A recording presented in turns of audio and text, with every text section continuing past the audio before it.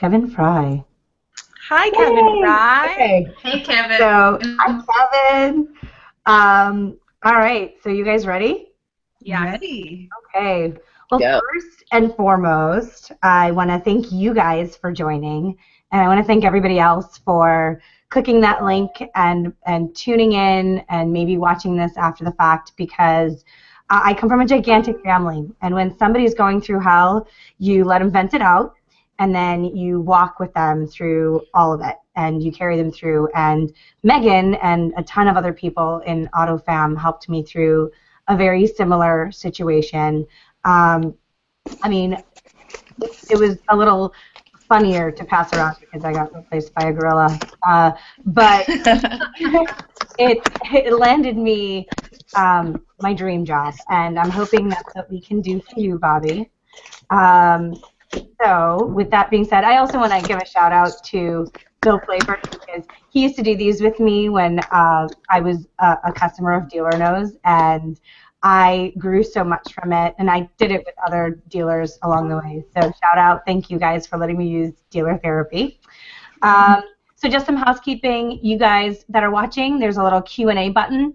If you click that, you can submit your questions, and we will field them to Bobbie live as we go.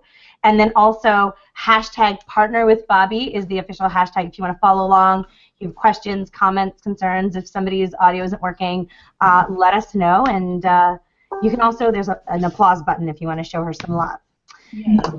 So, Bobbie, we're just going to get right to it. When you and I spoke, I was genuinely shocked because how, like, just the way the announcement came out that your story is what I don't think that people really know what's going on. So why don't you talk to us about what's going on and just start venting, babe? Yeah, right. So, well, first of all, I would say before I share anything with anybody that I work for an incredible group. I really do. They have been supportive. They have championed me, and I have nothing but positive mentions for them 100%. This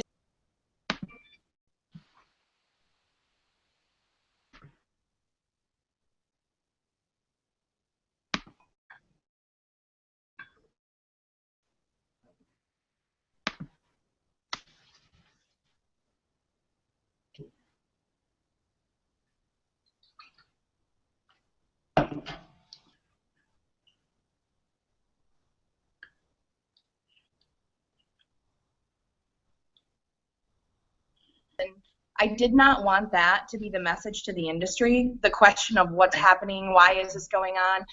Leadership is extremely important to me, and so behind the scenes I really wanted to be able to talk to everybody and announce it in my own way. But 2 weeks ago, my boss, Dick Garber, who is an incredible man, came to me, and in the conversation I think he was as hurt maybe as I was. But he came to me and he said, and I was coming to Digital Dealer at the time, so everybody didn't know when I was out there that it was something I was kind of struggling with internally.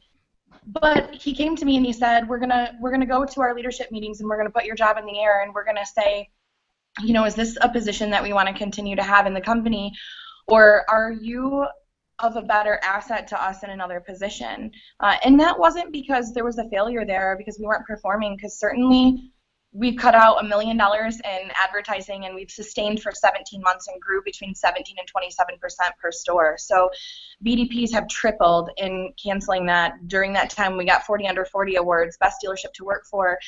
So this doesn't have anything to do with performance, and it took me a while to understand that. But he came to me in the interest of transparency, and that's what we follow in this company. There's no surprises. And he told me what was going on, and he said, hey, I'm going to go into this meeting, and I'm going to talk to all the managing partners, and we're going to chat about it. And he gave me a chance to reach out to them and have conversations with them first, which I think is to be admired. And he came to me, and I went to Digital Dealer, and while I was there, I knew that my group was deciding on my fate. And so that was really difficult. And when I came back, the very first day that I was back and he was back, we sat down to talk, and he told me that he doesn't want me to leave the company and that there's options here for me that I can go into and do in leadership roles. But he also told me that, you know, this wasn't a position that we wanted to have as an overhead instead, and this is going to shock some of you because people think this would be about budget cuts or non-performance. Instead, we're going to increase the spend that we have on our digital staff, and we're going to put somebody in everybody's store who's like me or like my team. And I don't know that that'll be an easy role to fill, and I hope to make it as seamless as possible. But shocker to everybody kind of thinks, I know where I'm going. And luckily, I do work for a company that said, as long as you need, take it. And we agreed together on December 31st so that they can go into a new strategy and I can find a forever home. So let's just be clear to everyone watching. I'm sure all of you get asked this question too. I want a strong woman for my dealer group. What do I do? Well, here's your opportunity. She just said that she doesn't have something lined up. She's taking options and looking into it. So reach out to her, #partner with Bobbie. You can also find her pretty much anywhere on social media. So yeah, as a job campaign on social media. That's how we roll in our progressive. Hey, that's how we roll. Right? That's how we roll. Progressive work. Yeah. So what are you looking for?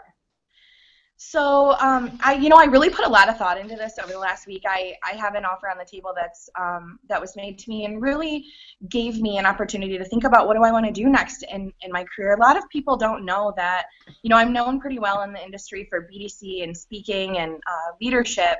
A lot of people don't know, and marketing, a lot of people don't know that I spent most of my career in sales. I started as a salesperson, went to a sales manager, a finance director, a general sales manager, a general manager, and there weren't any of those roles that I wasn't successful in. And my track record and my references speak for themselves in that I left positions to increase opportunities for myself, but I'm not a job jumper. I very rarely leave the same company. What I'm looking for is I'm open to all kinds of options. In a dealer group, I would look at going into a position similar to the one that I'm leaving now, or I would look at going back into being a general manager. It's something I enjoyed, and it's something that gave me an opportunity to impact change in our industry and in one store. I'm not interested in going backwards, though. I want to make sure that everything that I'm doing is progressive and that I'm not losing a voice in the industry for change. That's important to me. On the partner side, partner is a big word for me, right? On the vendor partner side, there's many options that I'm open to, and in our conversations and with all of you, I've said the titles on the vendor side are funny to me because you look at an open position and you're like, wait a minute, that's not even actually what they do. So that's made it hard, right? That's made it hard. True. That's made it hard to kind of look at different positions and see what's available. And I've had people say to me, hey, if you could create your perfect role, what would it be? And so yesterday I sat down and I said, what would my perfect week look like, right? Because I think it's important to note that I'm not just looking for the best fit for me. I'm looking for the best fit for a company. I want to be a part of something that is progressive and strong, but I also recognize that takes steps and that there's things in there. So yesterday I sat down and did it. And I'll kind of tell you a little bit about what I was thinking, and if it exists, let me know, right? This is your thing, girl. Yeah, go ahead. Right? So, first of all, I don't want to lose touch with the ever-changing dealer world. So that contact, it's important to me, whether it's visiting a dealer, being in a dealership, participating and running an advisory board, personal networking opportunities. I think our business changes so quick that one of the highlights of my skill set is that even though I haven't worked on the vendor side, man, I've been the best of friends with most of you for the last 5 years, and I've put an effort into learning your product and why you do things, and I think it gives me a unique ability to see it from both sides of the table.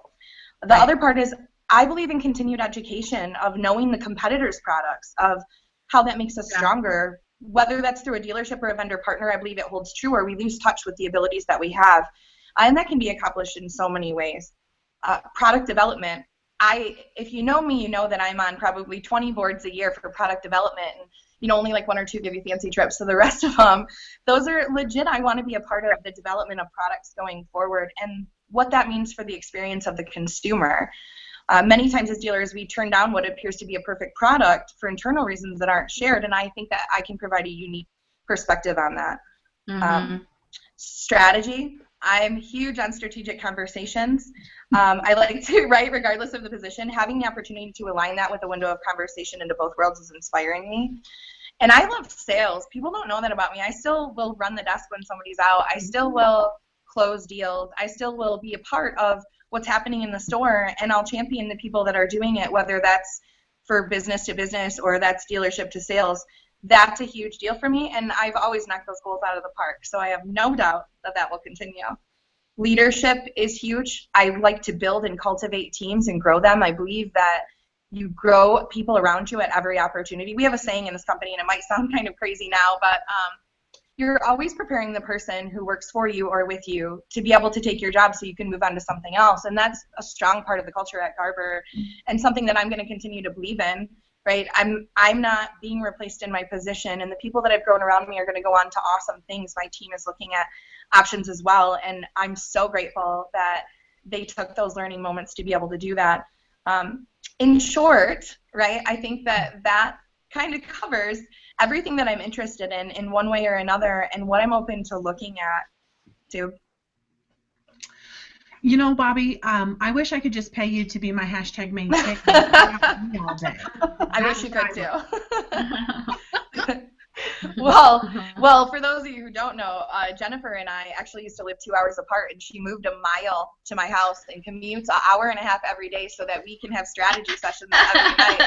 So when you see us drinking wine online, we're brainstorming for our groups and coming up with cool stuff. That's awesome. Okay, so there's many questions I think that we could ask. So to clarify for the people that are watching, you're open to both the dealer and the vendor side. It's really about the right fit for you. Yes. You're open to hearing all sorts of different opportunities. It really just has to align with what your vision is for the industry, for yourself, and your family. Absolutely. I think an important thing that Bobbie said was, regardless of what side the opportunity is on, it's so important to keep your feet on the pavement. Absolutely. You are not on the ground in a dealership, retail facing, one way or another. It is easy to lose touch. And for somebody like Bobbie, who wants to be at the forefront, who wants to be, I mean, you can't stand in front of a dealer and offer to help them if you don't know what they're going through. And that does change and evolve so quickly. So I think that's key. Like, she has asphalt shoes. Just there you go. There you go. It has to have. Yeah, I do. Technology and just consumer behavior has changed so rapidly. And if we think that even when I got out a year and a half ago that things are the same, that everything works exactly the same, it just, we're kidding ourselves if we think that we can just stay relevant because we want to be. So I'm so glad you said that. It's something that I definitely adopt into my negotiation, right? Like, I want to be on the ground. That is the number one non-negotiable for Bobbie. So if you have any other ideas for her, get out of line, because we don't want to waste any time.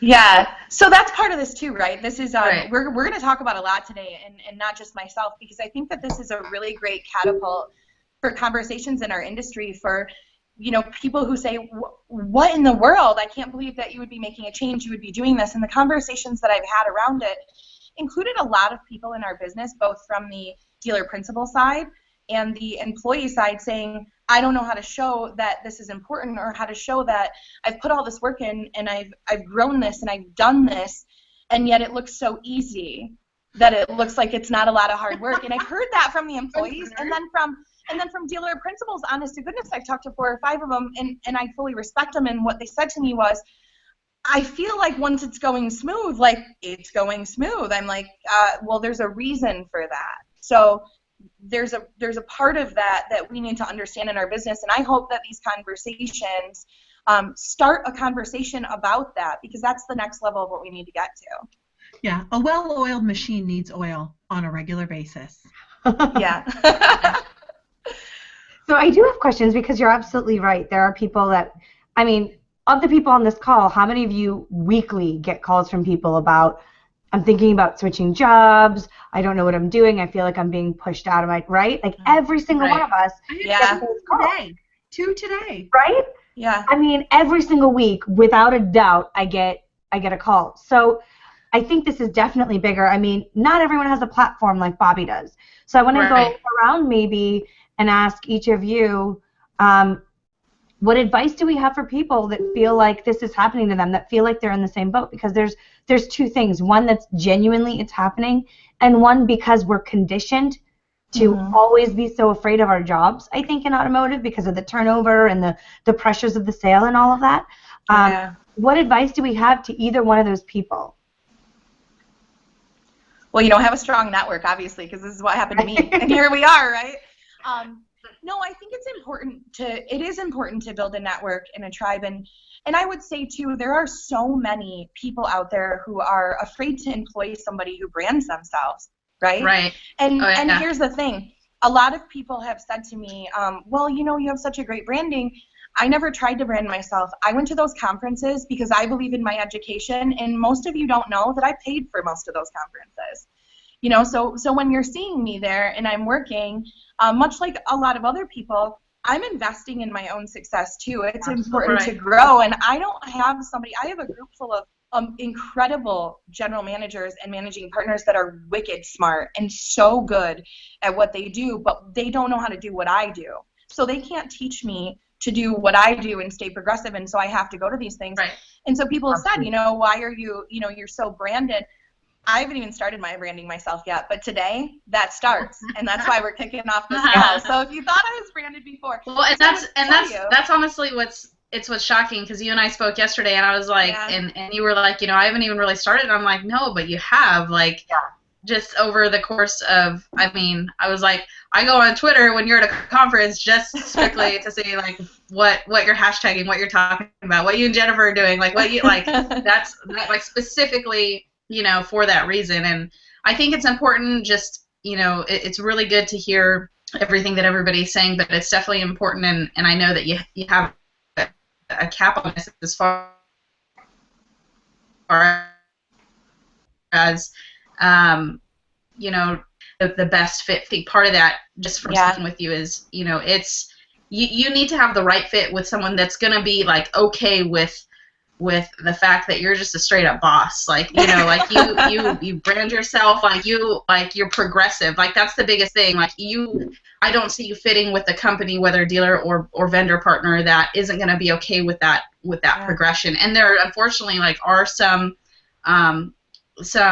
people that oh yeah we want Bobbie Herron, but it's are you gonna be able to handle it? Are you gonna be able to be able to be okay with your forward just your uniqueness, there's not, and I don't say that that's in a totally positive light, but just it's a lot of people, a lot of partners or dealers who are considering this, I can see almost having a fear factor of of that. And that's Subi, you can probably relate, when I kind of went through a similar transition, it was that type of understanding too. I have to be with somebody that is going to be okay with my personal brand as an individual who who thinks this and this. Through that, it's nothing about whether the company is good or bad.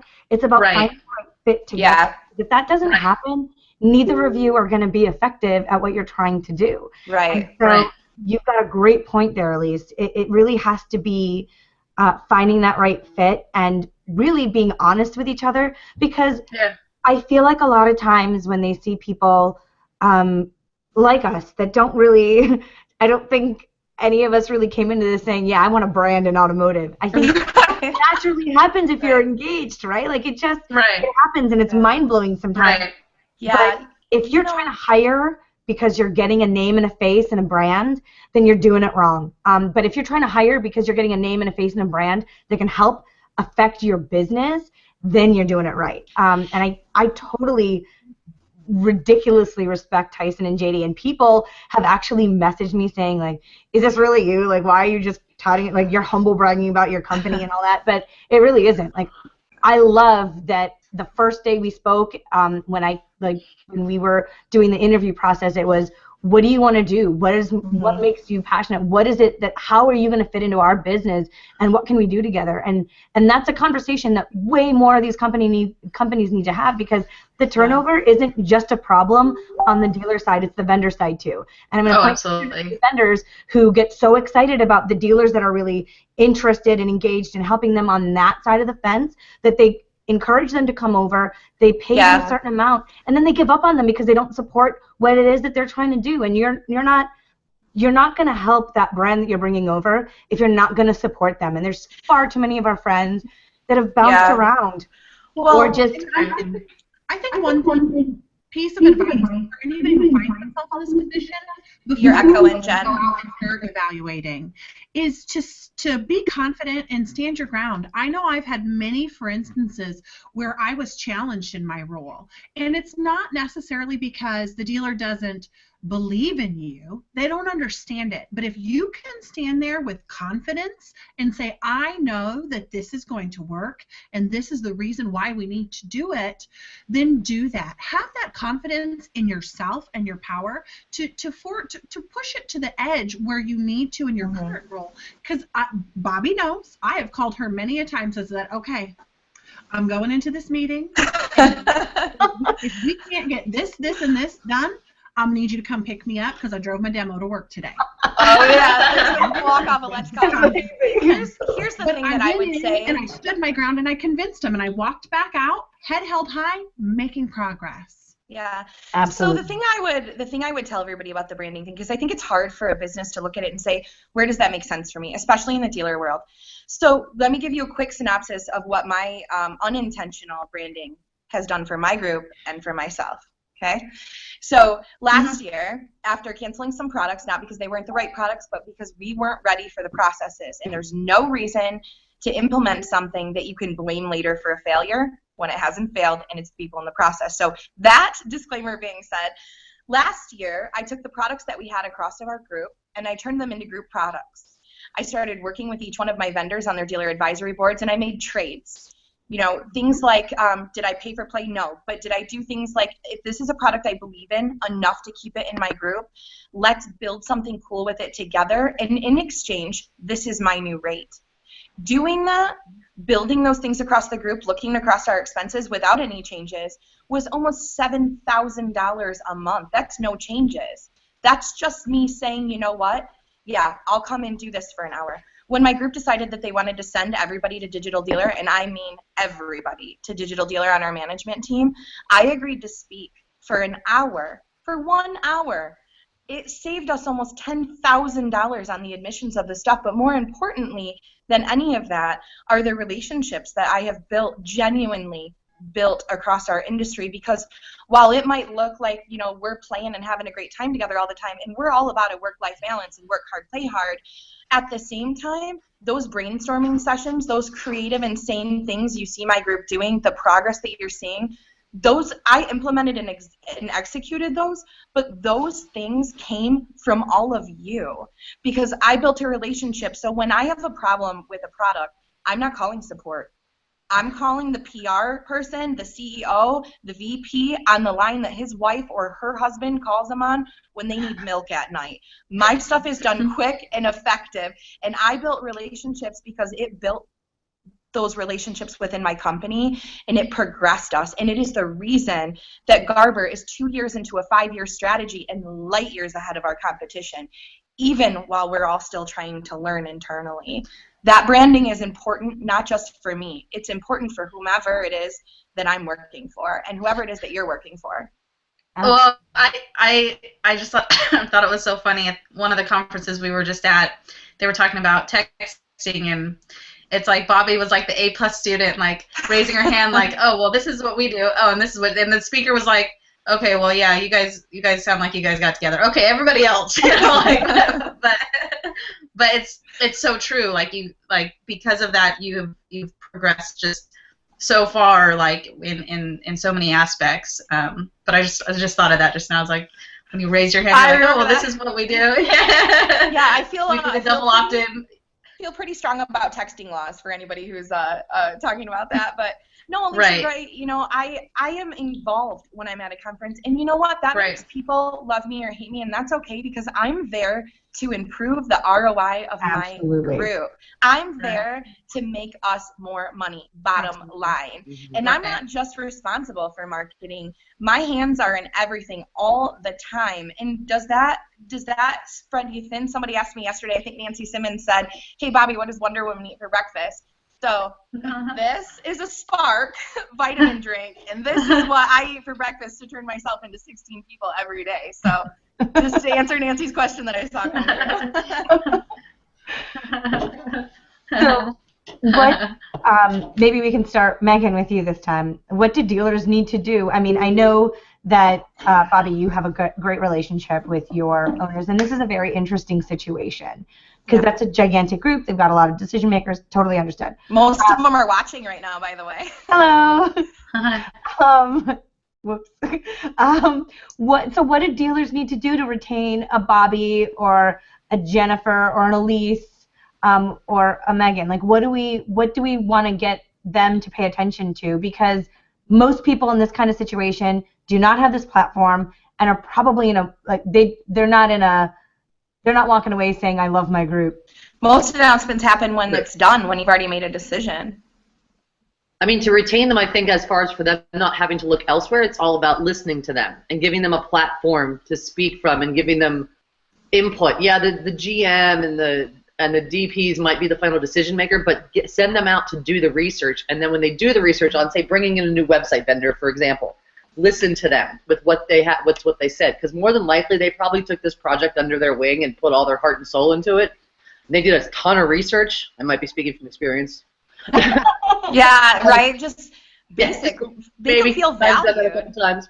But then listen to what their findings are. Yeah. And more likely than not, their findings are going to be rational and fact-based and not emotional-based because they want what's best for the dealer group because that's what's going to make them the most money in turn and bring the company forward and ahead. But a question was posed earlier as far as somebody who doesn't have a platform like Bobbie has, what to do. One of the biggest things that I suggest is to not burn bridges.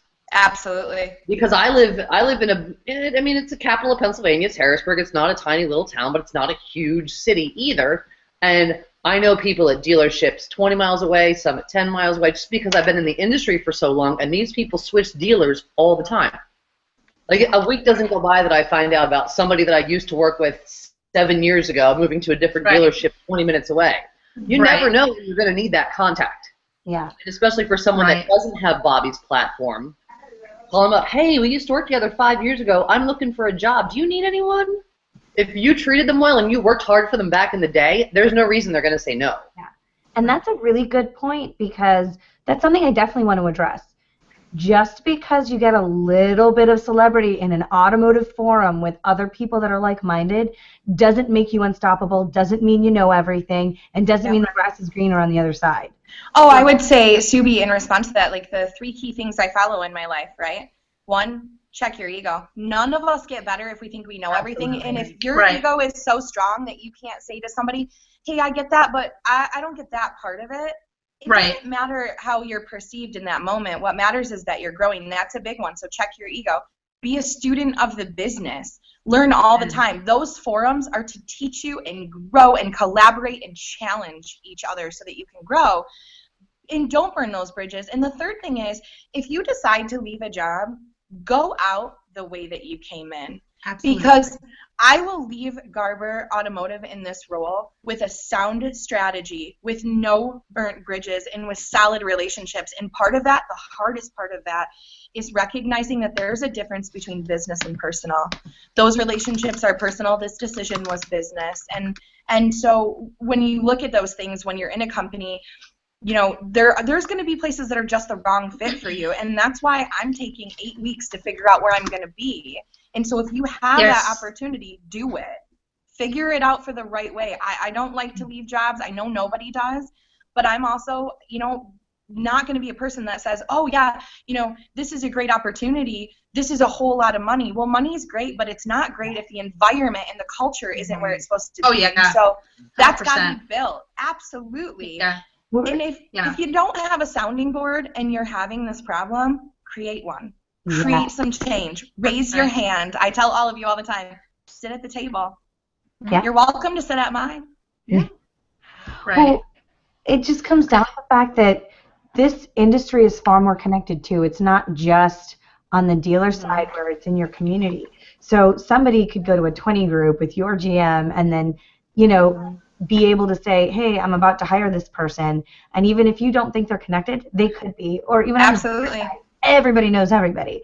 So be very careful about where you go, and there's this tendency on the vendor side, I feel sometimes, where somebody switches a job and they're like, I'm going to give you all the secrets about this company, and they're all connected. So they may want you to say it, but when you go to leave, they all know that you're the type of person to do that. So really, be a good human being. Just be positive, right? Yeah, be positive. Staying and it's always be classy. Yeah.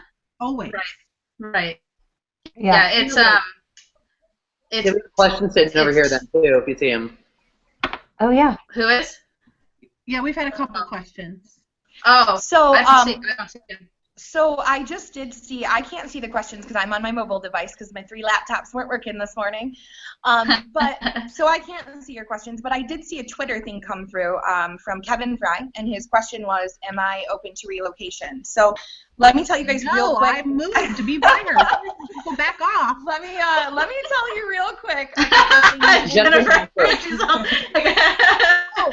I think it's as important for a company that's looking at me as an option to know a couple of things about me, because I am looking for the right fit. I check my ego, but I will challenge you on things, but I also will listen to you, and if I'm wrong, I'm the first one to say that I'm wrong. I believe in collaborative team environments. So real quick to answer his question, as far as relocation goes, I have 2 children, a 12-year-old and a 15-year-old, who've grown up in a small town that I lived in my entire life with my parents and all of their friends. It is not my first option to uproot them by moving. That being said, I'm open to traveling 50% of the month outside of the state. I do that now. That's not a problem. I travel right now. I commute an hour and a half back and forth to work to the dealer group, and some days up to 2 hours depending on what store that I need to be in. So I don't mind being in the car even a little bit. So that additional travel is not a problem.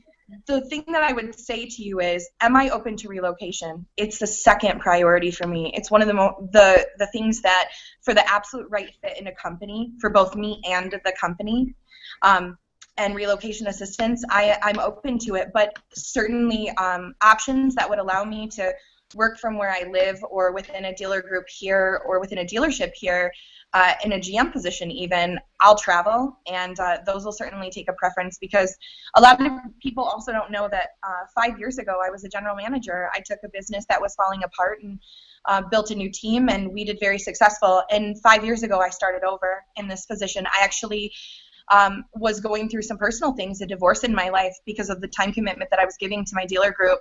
I was driving 3 hours away and staying 3 nights a week in a condo, and we were getting towards the end of like rebuilding everything, and we were finally, making money and doing what we needed to do.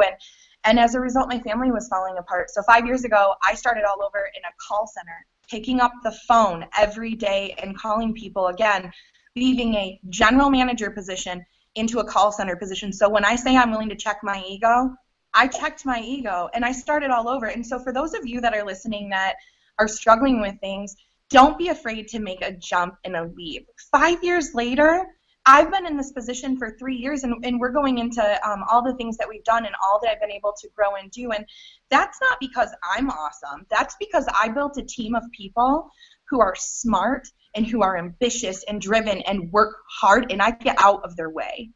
And so those are things that I would challenge you with, to say, you can do that too. You have the ability to do that too. Don't be scared. But the moving part would be a second priority for me. But yeah, it is on the table. So I just want to interject real quick. Kevin answered your question for you. He said that Jennifer and Bobbie are a package deal. So right. Can you imagine what would happen with that? Good Lord. Oh my gosh. Well, that'd be like somebody be paying you to be my main chick. So they'd be paying us to be brilliant all the time, which is awesome. I love that. And that's part of it, right? You have to know, if I come into your company, you have to trust that I'm an ambitious, hard worker. I will work for my money. I will work harder than most people that you have met, and I will do it in a time-efficient way, because that's what I do. So if you're on my social media and you're on my things and you're seeing me like jet setting and doing all this stuff, I'm doing all of that while I'm also overseeing a digital marketing department for 16 stores, 21 manufacturers, a generation team, and a conversion team indirectly in every store that we have. And on top of that, my role is to consult to my managing partners on anything that they need, and to make sure that our sales forces, sales managers, general managers, everybody is trained and in continuing education. Vendor negotiations, got it done. So if you see those good times, that's because I'm a balanced person. I'm very positive. I don't stress out about things that I can't control. I find a way to fix them so that they're within my control. And you have to do that in our positions. I think that's important for anybody who's in this situation or thinking about being in this situation. I'm all pumped up now. I'm all you got this, right? Elise is taking notes. Yeah, right. Also, I would tell you too. I've had some people say to me over the last couple of days, and I'll say this for all of us. I've had some people say to me the last couple of days, man, you're really into women in automotive, man, you're really pushing for this. And one of them, jokingly, who is a friend of mine and meant no malicious harm by this, but I think the thought is out there, said, oh, wow, are you like a feminist who hates men? I've been in a dealership for 15 years. Do you really think I'm a feminist who hates men? I'm super funny. I've got this. I can wing it and I can roll. But I think that it's important to look at a group of people that we have the ability to change an industry with and be a part of that. So no, I am not a He-Man woman hater, not a He-Man man hater, any of those things. I fully support everybody. And one last thing, I said this at ADL, and I'll make sure that everybody knows this. I said this at ADL. I have zero interest in being the top woman in automotive, but I have every level of interest in being the top person. Absolutely. And I know what I bring to the table, so I'm not afraid to eat alone. I've got this, and I believe that I can learn from our industry and grow and help grow those around me. And that is why I am passionate about the women in automotive movement. So don't get it twisted, peeps. You and me both. Nobody said feminists hate men. Nobody said that. No, I know, but we needed to clarify because I got that question. No, I know. I saw that question, and I was very reserved and classy and didn't post on it. I made a joke about it, but yeah, those are fair questions to ask me. Though, listen, nothing's off limits. If you want to ask me a question, ask me. I'm an open book, and I'm looking for. This is a viral job campaign. Okay, so this is where we're at right now. I am looking for a company that wants me to help them blow up. And I am looking for a company that will get out of my way and give me the education that I need and continue training and collaborate with me to make it happen. And I know it's out there. Yeah. And that's the key word, collaborate. Yes. Not just have me on your team and then don't take any of my feedback. That's huge, especially for somebody like Bobbie who's got 1,000 ideas a minute, that if you are looking for someone like that, you could easily grab her and say the right things, right? We're in a sales fueled industry. I don't know that it's gonna be easy, because the way I see it is like it's not like, I mean, Bobbie's gonna have just so much opportunity at her feet. It's gonna come to the point where she's gonna have to decide like what is out of like all these options, like what is the best fit for me, like what's gonna make what's gonna make me happy, where am I gonna fit in the best, because because I don't want to rule out dealer groups. I just saw a question come across my screen. Man, I thought I shut my notifications off. The one thing that I do want to address real quick, one thing that we haven't talked about that's important to me, and for the dealer side of it, for the dealers that are watching or the people who know of dealers that are looking for a general manager like myself, or a role like I'm currently in that I enjoy so much, my biggest specialty, something that I thrive on, is low-hanging fruit. One of the things that I do in my group is I go into the dealership and I look at fixed and variable, both, and I watch what we're doing in the process, and I look for the holes, and I look for how to fill them and how to solve the dealer's problems. That's on the sales floor. That's in the management office. That's in finance, because I rocked finance. That's in the office. That's on the expense sheet. That's on the financial statement. That's on the website. That's in the service drive. That's in the body shop. That's in the parts department. My skill set allows me, and I have been so able to do it for the last 5 years, to walk into the dealership, identify what the problems are, look at your current process, what the baby steps are to fix it, because change has to happen, in a way that creates buy-in, in a way that creates accountability, or it doesn't stick. So I come in and I do those things and I look at them and I say, all right, we need to be looking at phone calls. Somebody needs to be calling them back. Let's listen for identifying features. We need to look at our showroom traffic and how it got here and how we handled it. And we need to segment it by people who took test drives and didn't, and people who took TOs and didn't. And we need to go across those things and look at it. And so where I'm really strong in the dealership is looking and identifying those things. And then I'm not just going to come in and say to you, oh, hey, here's what you need to do. Right now what I do is I come in and I do it. I get on the desk if I need to. I sit in the finance manager's chair if I need to. I close deals on the sales floor. I call customers back because I'm not going to ask a team of people who are trying to grow to do anything that I wouldn't do myself and be a part of. And we have been strong in that every day. And that is the difference between a manager and a leader. Absolutely. Someone who's willing to do it themselves. Yeah. I do have a question from Mike at Auto Dealer Live. Curious question for the panel. What is the biggest obstacle to overcome when looking to come on at a dealership as a female? Love you all. No sexism intended. I love Mike. And did you know he's a drummer? Check out his YouTube channel. He's a great drummer. But Jennifer, why don't you, or Megan, somebody? Well, I think the biggest thing is that you can't, or maybe I should just say what's worked for me.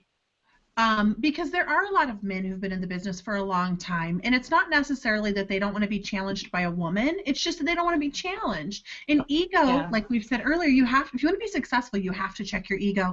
I was actually just mentoring a young man yesterday who wants to get into management in our dealerships, and I just told him, I'm like, look, they're going to think you're wrong.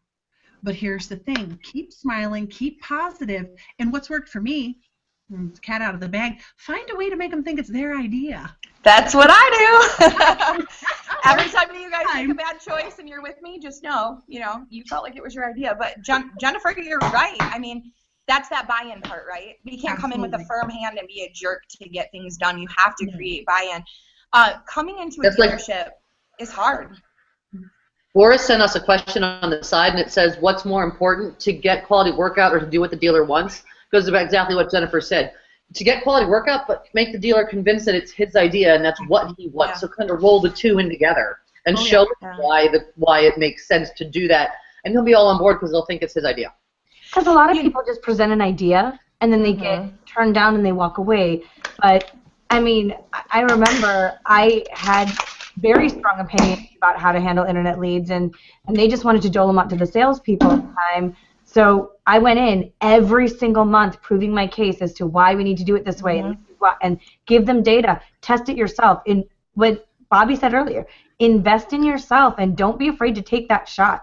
I mean, we used to pay for any idea that I wanted to do out of our own pocket, go on the ramen diet, and then get them to really buy in, and then in a matter of time you'll get their buy-in slowly, that they'll start trusting you more and more and more.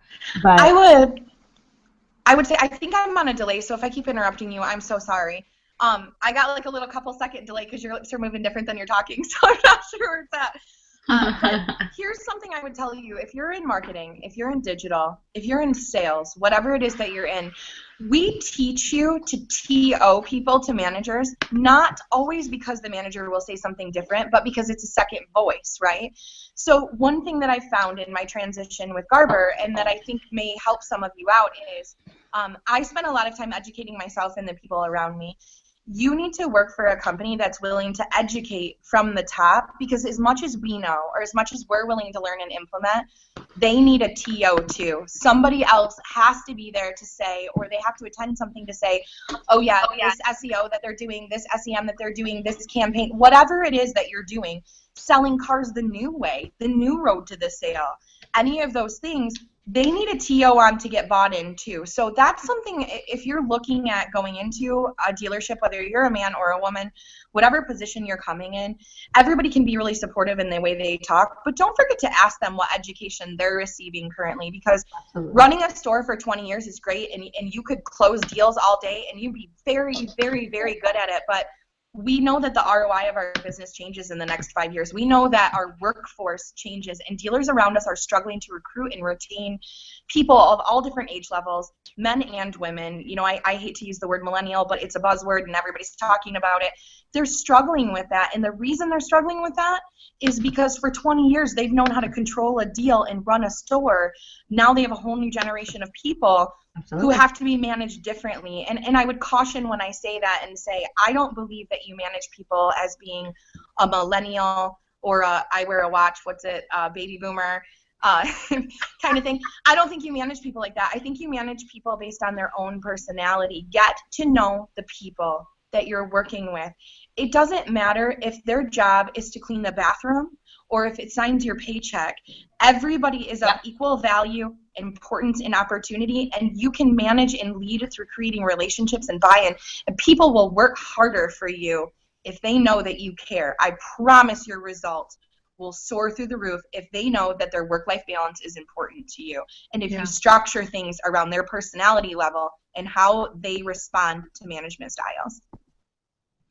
Absolutely.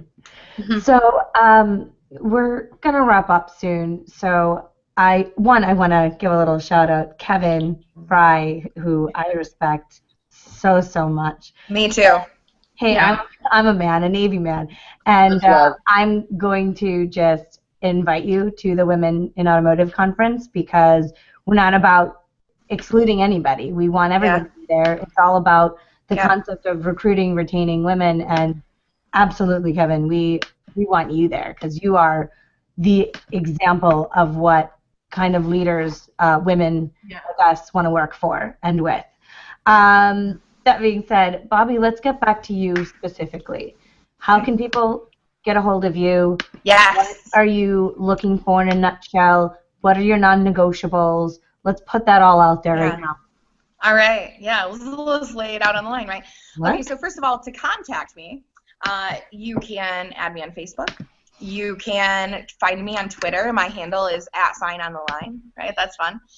You can find me on LinkedIn. If you want to look at my skill set and you want to see what people have to say about me, look at me on LinkedIn. Don't take my word for what I can do. You can call my boss, Dick Garber. He'll give you a reference. You can call any member of my team. My direct team's names are Mary Lynch and Dana Hayes. They're both on my Facebook, and you're welcome to talk to either of them. And the only thing that I've asked people who will give references for me is to be honest. Blatantly honest. I don't want you to sugarcoat anything. I certainly don't.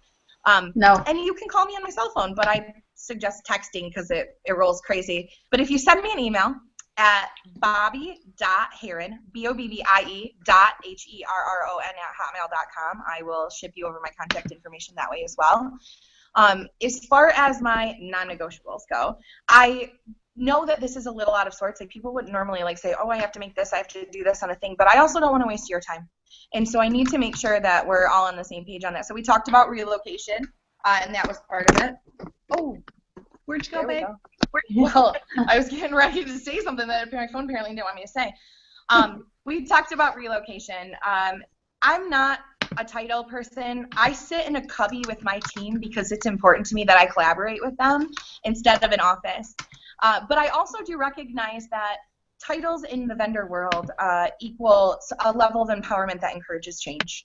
And so on the vendor side, I would be looking at a position that would be director or VP, preferably in a VP position for that reason. You know, behind the scenes, you can call me whatever you want. You call me like an awesome ninja. I don't care. But I need to be able to create change depending on the position I go in. In the dealer world, again, I'm looking at general manager positions, which I've done successfully before and kind of continue to do sometimes. And I'm looking at positions that are similar to the one that I have because I really do love this. I love having my hands in everything. I told you guys what I was looking for in a perfect week: leadership, strategy, looking at anything that has to do with the dealership world, knowing my products and being a part of those things. Those are important to me.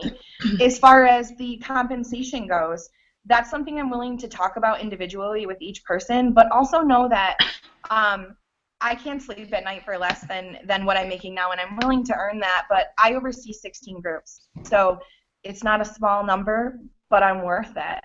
And I don't want that to be fearful for people. I don't want that to be fearful for people because depending on where I have to relocate to and where I have to live, this is going to be controversial. I can't believe I'm saying this on a webinar, but probably I wouldn't be looking at any options, especially in the vendor world, that were less than $200,000 a year. And I don't want to waste anybody's time with offers that won't work for me, and I don't want to disrespect anybody. So those are things that are important to me and non-negotiable. But you are welcome to reach out for a reference if you want to see what I can do. I'll have a conversation with you about anything that you want to talk about. And if you thought about having me join your team and I'm not in the realm of what you're looking for, that's okay too. Let's not change the relationship that we have. These networks are important for a reason. Let's continue to work together and keep everybody strong. So if I were to ask you what, JD asked me this and I didn't get it at the time, but maybe you could even start the conversation now and then answer it as you go. Yes. What are the 5 things that, I'm not talking about your role, I'm not talking about responsibility, the things that if you could cultivate a job for yourself, what are the 5 things that you're most passionate about or gets your blood boiling or like really, really invigorates you that if you could do that every single day, you would be exceptionally happy? Okay, so it's going to sound like a cop-out because I'm going to go back to my 5 things that are perfect in a week, right? My perfect thing in a day involves these things. It involves sales. It involves strategy. It involves leadership. It involves inspiration and collaboration, right, in those moments. But most importantly, it involves change. It involves revolutionary change and doing things that other people are afraid to do and putting myself out there and saying, you know, I'm going to work for it. I work hard every day and I will continue to work hard every day.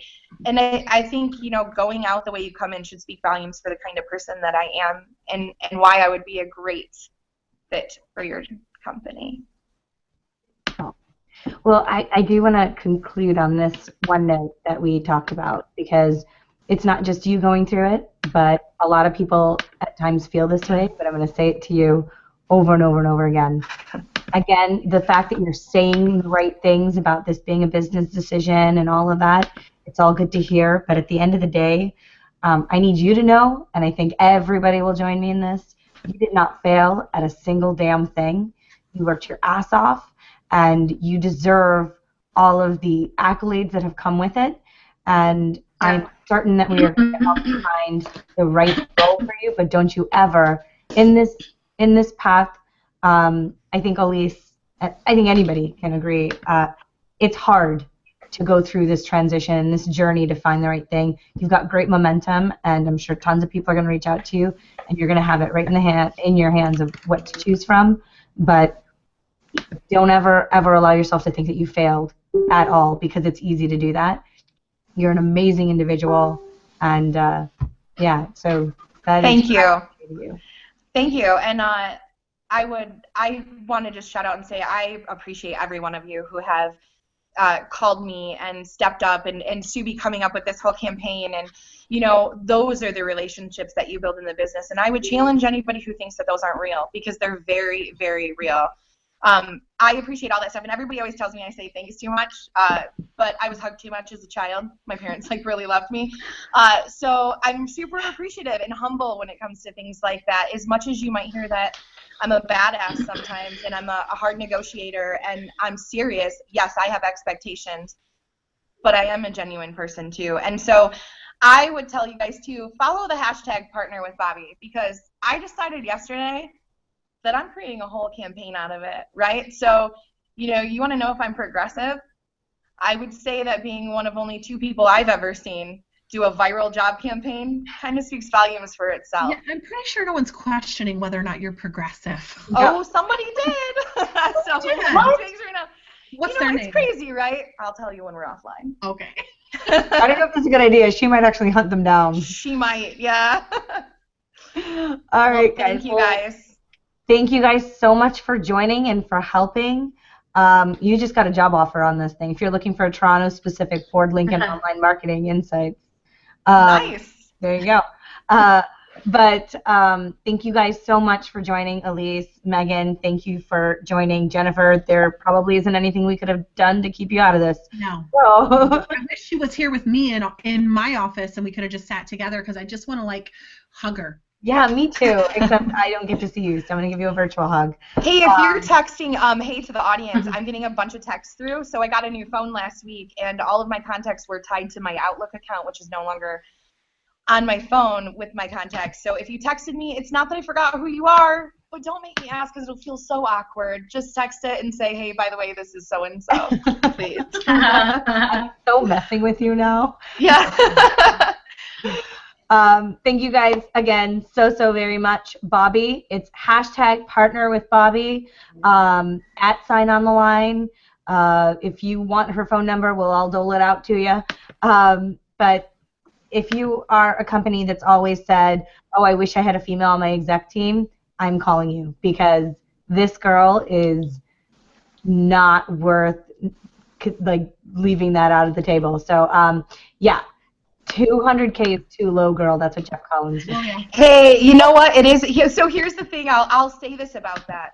200K is where I sleep at night, but that's not what I'll negotiate. I have a reputation for being a great negotiator for a reason, and that depends on the position. But that number I threw out there, I threw that number out because I don't want to waste anybody else's time. So if that number is not viable for your corporation, I don't want you to waste your time trying to recruit me because that's where I sleep at night. But I do have expensive taste and I do like nice things, and I am a straight Beyonce-style independent woman when it comes to that stuff. So it's a problem. That could, shoes and are apparently problem. Bobbie's taking us all to Costa Rica at the end of it. Yeah, # clothes, deals, and heels. Yeah, no, you know where we're going to go? We're going to the Blue Hole in Jamaica because it's the coolest freaking spot ever. And if you guys are planning a vacation anytime soon, Blue Hole. check out Matt Lamro or his site.